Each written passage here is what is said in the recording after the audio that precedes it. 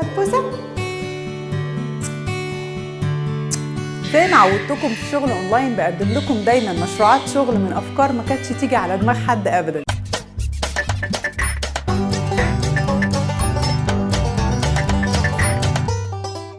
عادي ان كلنا في بيوتنا بنربي طيور وحيوانات اليفه عشان بنحبهم وبنستمتع بيهم وبنلعب معاهم، لكن اللي مش عادي انك تتعلم ازاي دي تكون مهنه شغل ليك، وهي انك تدرب وتعلم طيور وحيوانات اليفه وتكون دي مهنتك وشغلك في شغل اونلاين.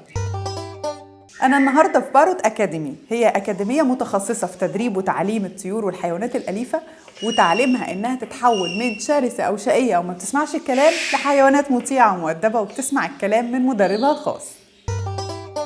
اللي معايا ده بقى زوزو الشقي الكبير اللي انتوا شايفينه ده، ما شاء الله عليه.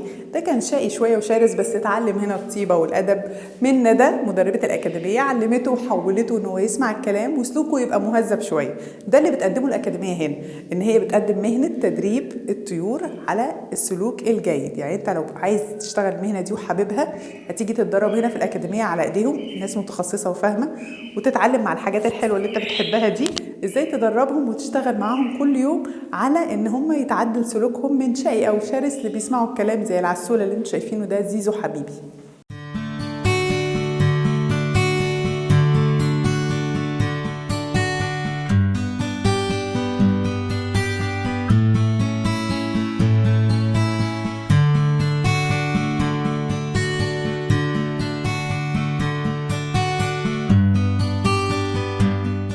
انا ندى عبد الله، مسؤوله التدريب في الاكاديمي. احنا بنعلمك لو انت حابب وبتحب الحيوانات وعايز تكون مدرب للطيور او حتى للحيوانات التانية الكلاب والقطط، بندي لك كورس مدته شهر تقدر فيه تتعلم وتجرب بايدك وتتعرف على كل البغبغانات وكل الحيوانات اللي انت عايز تتعلم تدربها، تتعلم تكنيك التدريب، مدارس التدريب ايه، النظريات بتاعه التدريب. تقدر ان انت بعد كده لو انت حابب ان انت تجيب طيور وتدربها في البيت لوحدك وتطرحها في السوق بتاع البيع، ان لو حد عايز يشتري بغبغان متدرب تقدر ان انت تعمل كده لوحدك في البيت لما بعد ما تاخد الكورس عندنا.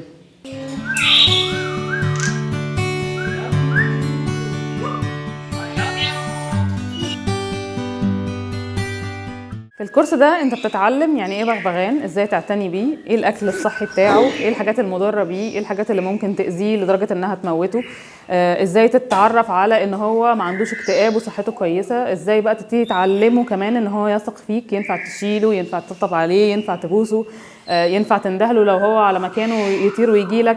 ممكن تعلمه كمان شويه العاب. دايما الناس اللي بتبقى عايزه بغبغان ما بتبقاش عايزه تجيبه حاجه تقف في القفص بس وخلاص، لا بتبقى عايز تتفاعل معاه، فانت ممكن تقدر تتعلم كل ده هنا، وتقدر ان انت تعمل ده من البيت عندك، ان انت تجيب بغبغان وتعلمه وتدربه وتعرضه للبيع بعد كده، يبقى مشروع كويس ليك في البيت. اللي حابب فكرة شغلنا النهاردة وهو يكون مدرب طيور أو حيوانات بيجي الأكاديمية وبيتقدم ليها ويقول أنا عايزة أتدرب أو أكون مدرب معتمد واشتغل في المهنة دي، لأن هو اوريدي بيحب المجال ده وبيحب الطيور والحيوانات. هيتعرف إزاي يتعامل معاهم وهيدرس، لأن هم ناس دارسين واخدين كورسات من مصر وبره مصر كمان، ويعرفوا كل التفاصيل الخاصة بالرعاية الصحية والنظافة والاهتمام والصحة النفسية كمان للحيوانات والطيور، لأن هم بيخرجوا بيتفسحوا أكتر مننا. وهيعرف إزاي يبقى مدرب في المهنة دي ويبدأ شغله من بكرة معانا في شغل اونلاين.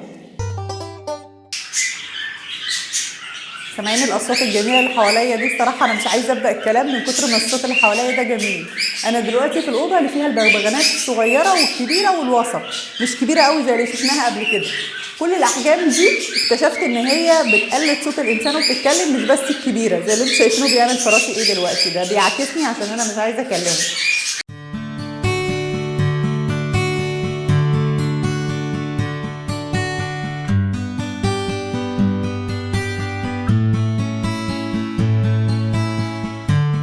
لو عجبتك فكرة شغلنا النهاردة الخاصة بتدريب الحيوانات والطيور، هسيب لك لينك المكان الخاص بباروت أكاديمي عشان تتواصل معاهم وتعرف كل التفاصيل وتاخد التدريب وتبقى مدرب معتمد وتبدأ مهنتك في شغل أونلاين مع تدريب الطيور والحيوانات الأليفة.